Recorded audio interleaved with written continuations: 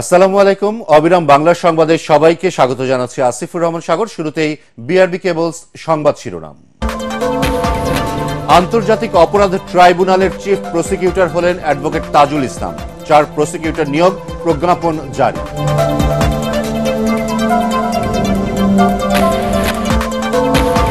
দেশে ফিরলেন আরব আমিরাতে ক্ষমাপ্রাপ্ত 14 বাংলাদেশি। বিমানবন্দরে অভ্যর্থনা জানালেন সার্জিস আলম ও হাসনাত আব্দুল্লাহ।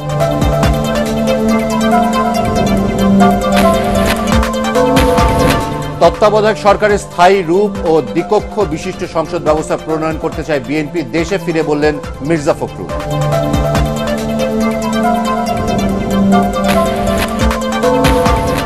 এবং মিয়ানমার থেকে পালিয়ে বাংলাদেশে ঢুকেছে আরো 500 রোহিঙ্গা। 2 সপ্তাহে উখিয়া ও টেকনাফে আশ্রয় নিয়েছে 8000।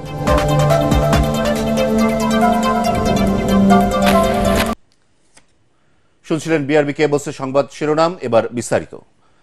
সুপ্রিম কোর্টের আইনজীবী অ্যাডভোকেট তাজুল ইসলামকে আন্তর্জাতিক অপরাধ ট্রাইব্যুনালের চিফ প্রসিকিউটর নিয়োগ দেওয়া হয়েছে।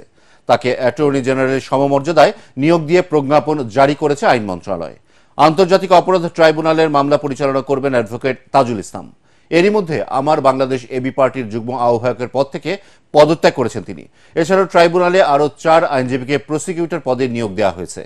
তারা হলেন মিজানুল ইসলাম, গাজী মনোয়ার হোসাইন তামিম, বিএম সুলতান মাহমুদ ও আবদুল্লাহ আল নোমান। ছাত্র জনতার আন্দোলনের সময় সংযুক্ত আরব আমিরাতে ক্ষমা পাওয়া 57 বাংলাদেশের মধ্যে 14 জন দেশে ফিরেছেন। এর মধ্যে চট্টগ্রামের শাহ আমানত বিমানবন্দরে 11 জন ও ঢাকার হযরত শাহজালাল আন্তর্জাতিক বিমানবন্দরে 3 জন পৌঁছান। বিমানবন্দরে প্রবাসীদের অভিনন্দন জানান বৈষম্য বিরোধী ছাত্র আন্দোলনের নেতারা। বিস্তারিত আপেল মাহমুদের রিপোর্টে। রাত প্রায় 8টায় এয়ার অ্যারাবিয়ার ফ্লাইটে সংযুক্ত আরব আমিরাত থেকে রাজধানীর হযরত শাহজালাল আন্তর্জাতিক বিমানবন্দরে পৌঁছান প্রবাসে ছাত্র জনতার আন্দোলনের সাথে একাত্ম ঘোষণা করা 14 জন প্রবাসী। তাদের অভিনন্দন জানান পরিবারের সদস্য ও বৈষম্য বিরোধী ছাত্র আন্দোলনের অন্যতম সমন্বয়ক সার্জিস আলম এবং হাসনাত আব্দুল্লাহ। প্রবাসে আইনের বিরুদ্ধে গিয়ে সরকার পতনের আন্দোলনের অভিজ্ঞতা বর্ণনা করেন প্রবাসীরা। রাজতন্ত্র দেশে যদি প্রতিবাদ করি, 1 থেকে 4-এর ঊর্ধ্বে যদি কেউ সমবেত করে, রাজতন্ত্র আইনে ফাঁসি হবে। আমরা ফাঁসিকে তোয়াক্কা করে আমরা দেশকে খুনিয়াসিরা পতন করার জন্য আমরা হাজারো জনতা, হাজারো যুবক, হাজারো ছাত্ররা আমরা প্রতিবাদ করেছি। আমি নির্দিষ্টভাবে কোনো দলের সাথে জড়িত নই যে আমি দলের স্বার্থে আমি করেছি, ঠিক আছে। আমি যেটা করেছি সেটা আমি আমার দেশকেও ভালোবাসি, আমি আমার ছাত্র ভাই মানুষকেও ভালোবাসি। আমি মনে করি একটা দেশ উন্নতি হওয়ার জন্য দেশের জনগণকে দেশের প্রতি ভালোবাসা থাকাটা সর্বোচ্চ জরুরি। আমাদের সাথে কি হয়েছে সেটা আমার আল্লাহ মাহবুব দেখছে, আমরা দেখছি, আমরা 57 জন এটা ফেস করছি। তো আমরা ওই ব্যাপারে আপাতত কিছু বলতে চাই না। আমাদের এখনো অনেক ভাই 57 জন থেকে অনেক বেশি, আপনাদের চিন্তাধারার চাইতে অনেক বেশি মানুষ ওখানে আটক, ওখানে এখনো আটক পড়ে আছে। অনেকের রায় হয়েছে, অনেকের হয় নাই। আওয়ামী লীগ সরকারের বিরুদ্ধে সংযুক্ত আরব আমিরাতে আন্দোলন করায় এসব প্রবাসীদের প্রতি কৃতজ্ঞতা জানান বৈষম্য বিরোধী ছাত্র আন্দোলনের নেতারা। আরো আমাদের অনেক ভাই এখনো বন্দী রয়েছে, কাউকে শাস্তি না দিয়ে বন্দী রাখা হয়েছে, কাউকে শাস্তি দিয়ে বন্দী রাখা হয়েছে। আমাদের জায়গা থেকে অন্তর্বর্তীকালীন সরকারকে একটি প্রধান চাওয়া, যেটি হচ্ছে যে আমার সকল ভাইকে যারা এই ছাত্র জনতার অভ্যুত্থানের জন্য এখন জেলে বন্দী রয়েছেন তাদেরকে যেন অতি দ্রুততম সময় মুক্ত করা হয়। আমরা আপনাদের কাছে আহ্বান জানাবো, কোন কনসুলেটে, কোন এম্বাসিতে আমাদের প্রবাসীদের প্রথম শ্রেণীর নাগরিকের অধিকার দিতে হবে। গত জুলাই মাসে বৈষম্য বিরোধী ছাত্র আন্দোলনে যখন গোটা বাংলাদেশ উত্তাল, তখন আন্দোলনের সমর্থন এবং সংহতি জানায় প্রবাসী বাংলাদেশিরা। বিক্ষোভ মিছিল করতে গিয়ে আটক হন 57 বাংলাদেশি। আরব আমিরাতের আইন অনুযায়ী দেশটিতে মিছিল সমাবেশ করার কোনো সুযোগ নেই। সেজন্য আটক হওয়া এসব বাংলাদেশিকে দেশটির ফেডারেল আদালত 3 জনকে যাবজ্জীবন, 53 জনকে 10 বছর এবং বাকি 1 জনকে 11 বছরের কারাদণ্ড দেয়। পরে সাজাপ্রাপ্ত এসব বাংলাদেশিদের ক্ষমা করেন দেশটির president Sheikh Mohammed bin Zayed Al Nahyan. Apel Mahmud, ATN Bangla, Dhaka. অন্তর্বর্তীকালীন সরকার স্বল্প সময়ে যেসব সিদ্ধান্ত নিচ্ছেন তা যৌক্তিক ও সময় উপযোগী বলে মন্তব্য করেছেন বিএনপি মহাসচিব মির্জা ফখরুল ইসলাম আলমগীর। তিনি বলেন, তত্ত্বাবধায়ক সরকারের স্থায়ী রূপ ও দ্বিকক্ষ বিশিষ্ট সংসদ ব্যবস্থা প্রণয়ন করতে চায় বিএনপি। কাজেই বিএনপি নির্বাচন কমিশন সহ অন্যান্য প্রতিষ্ঠানের সংস্কারের পক্ষে। সিঙ্গাপুর থেকে চিকিৎসা শেষে দেশে ফিরে হযরত শাহজালাল আন্তর্জাতিক বিমানবন্দরে সাংবাদিকদের প্রশ্নের জবাবে এসব কথা বলেন বিএনপি মহাসচিব। দেশের বিভিন্ন স্থানে বিএনপির নাম ব্যবহার করে দখল চাঁদাবাজির অভিযোগের বিষয়ে মির্জা ফখরুল বলেন, ঘটনার চেয়ে অপপ্রচার বেশি হচ্ছে। ইন্টারিম গভর্নমেন্ট আছে, তারা ভালোই করছেন এবং খুব দ্রুত সময়ের মধ্যেই তারা সমস্যাগুলো সমাধান করার চেষ্টা করছেন এবং করেছেন অনেকগুলো। জনগণের পূর্ণ সমর্থন দরকার, সহযোগিতা দরকার, বিশেষ করে আপনার আমাদের অর্থনীতিকে সচল রাখার জন্য কেয়ারটেকার গভর্নমেন্টকে আমরা একটা স্থায়ী ব্যবস্থা করার জন্য আমরা এর আগে বলেছি আমাদের 31 দফাতে। আমরা দ্বিকক্ষ বিশিষ্ট পার্লামেন্টের কথা বলেছি সংবিধানের ব্যাপারে। এই বিষয়গুলো আলোচনার মাধ্যমে ঠিক করতে হবে। বর্ষা বিদায়ের সাথে সাথে বাড়ছে ডেঙ্গুর প্রকোপ, এতে পাল্লা দিয়ে বাড়ছে মৃতের সংখ্যা। সেপ্টেম্বরের প্রথম সপ্তাহে রাজধানী সহ দেশের বিভিন্ন জেলায় 12 জনের মৃত্যু হয়েছে। এ নিয়ে চলতি বছর ডেঙ্গুতে মোট মারা গেলেন 95 জন, যেখানে গত বছর ডেঙ্গুতে আক্রান্ত হয়ে মারা যান 1705 জন। এছাড়া সেপ্টেম্বরের প্রথম সপ্তাহে ডেঙ্গুতে আক্রান্ত হয়ে 2366 জন হাসপাতালে ভর্তি হয়েছে। স্বাস্থ্য অধিদপ্তর থেকে পাঠানো সংবাদ বিজ্ঞপ্তিতে বলা হয়, গত একদিনে দেশে 403 জন ডেঙ্গু রোগী হাসপাতালে ভর্তি হয়েছে। তাদের মধ্যে 61.3% পুরুষ ও 38.7% নারী। এতে বলা হয়েছে, হাসপাতালে নতুন ভর্তিদের মধ্যে চট্টগ্রাম বিভাগে 92 জন, ঢাকা বিভাগে 36, ঢাকা উত্তর সিটিতে 117, ঢাকা দক্ষিণ সিটিতে 135, খুলনা বিভাগে 15 ও ময়মনসিংহ বিভাগে 8 জন রয়েছেন। সীমান্ত অতিক্রম করে বাংলাদেশে ঢুকেছে আরও অন্তত 500 রোহিঙ্গা। শনিবার নাফ নদীর বিভিন্ন পয়েন্ট দিয়ে সীমান্ত পেরিয়ে এসব রোহিঙ্গা বাংলাদেশে ঢোকে।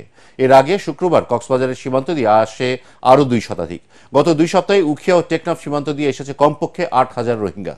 এদিকে মিয়ানমারের মংডুর মণিপাড়া, শিকদারপাড়া ও আইরপাড়া এলাকায় অন্তত 40,000 রোহিঙ্গা বাংলাদেশে অনুপ্রবেশের অপেক্ষায় রয়েছে বলে জানিয়েছেন সংশ্লিষ্টরা।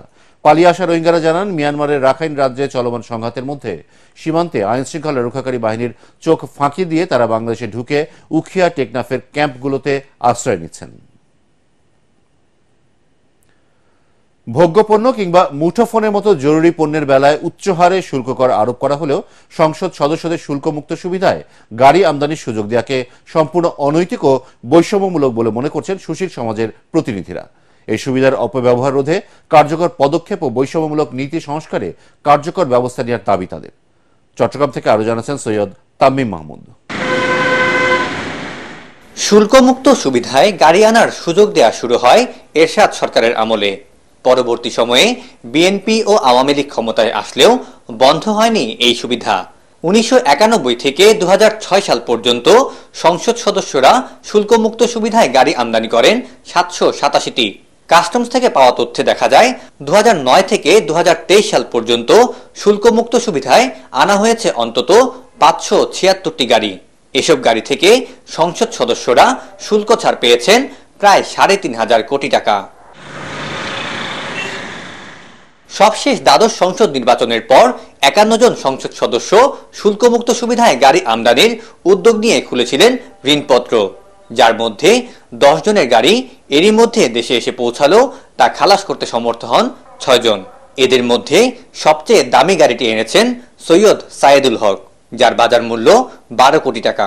এমপি হওয়া মানে সেই জনগণের কাজ করবে, জনগণের জন্য কাজ করবে। তার কাজ হচ্ছে আইন তৈরি করা, এটা গণতন্ত্র উপযোগী, সুশাসন উপযোগী আইন তৈরি করা, দুর্নীতিমুক্ত দেশ করার জন্য। সেখানে নিজেই এটার সুযোগ নেওয়াটা কোনোভাবেই উচিত না। এদিকে এসব গাড়ি নিয়ে বিপাকে পড়েছে চট্টগ্রাম বন্দর ও কাস্টমস কর্তৃপক্ষ। এই গাড়িগুলোর বিষয়ে করণীয় কি এটা জানতে চাই। আমরা জাতীয় রাজস্ব বোর্ড বড় একটা চিঠি দিয়েছি। জাতীয় রাজস্ব বোর্ড থেকে আমাদেরকে যে নির্দেশনা দিবে সেই নির্দেশনা যে আমরা পরবর্তী কার্যক্রম গ্রহণ করব।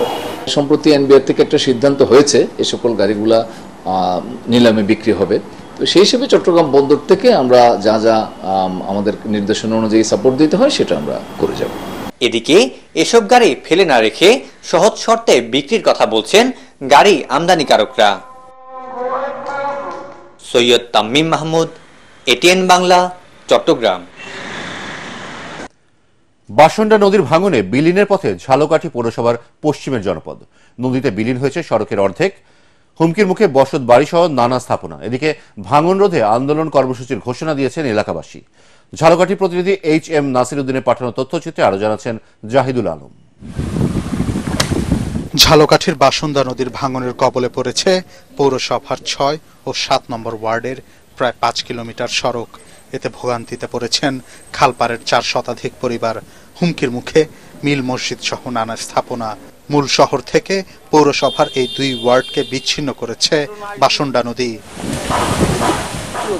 90-এর দশকে 6 ও 7 নম্বর ওয়ার্ড পৌরসভার অন্তর্ভুক্ত হলেও 2 দশকেও উন্নয়নের তেমন ছোঁয়া লাগেনি।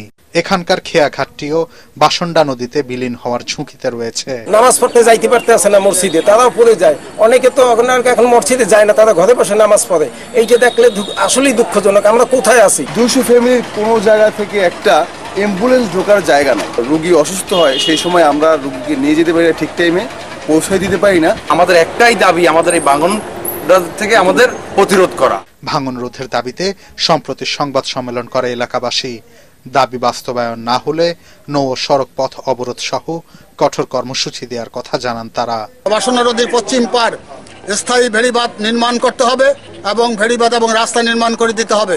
যদি বা রাস্তা ভেড়িবাঁধ নির্মাণ করে না দেওয়া হয়, আমরা আগামীতে কঠোর আন্দোলনে যাব।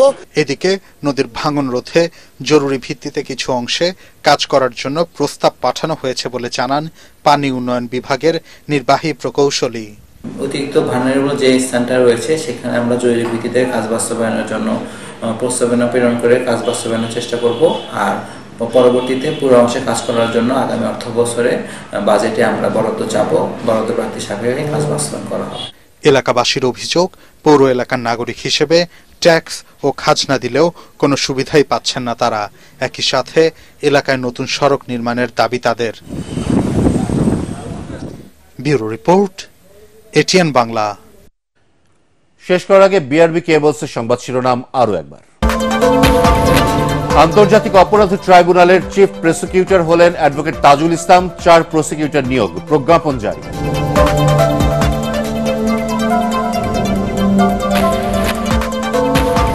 দেশে ফিরলেন আরব আমিরাতে ক্ষমাপ্রাপ্ত 14 বাংলাদেশি। বিমানবন্দরে অভ্যর্থনা জানালেন সার্জিস আলম ও হাসনাত আব্দুল্লাহ।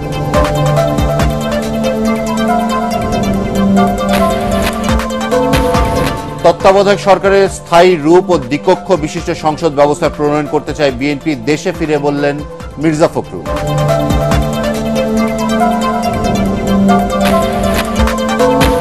এবং মিয়ানমার থেকে পালিয়ে বাংলাদেশে ঢুকেছে আরো 500 রোহিঙ্গা। 2 সপ্তাহে উখিয়া ও টেকনাফে আশ্রয় নিয়েছে 8000।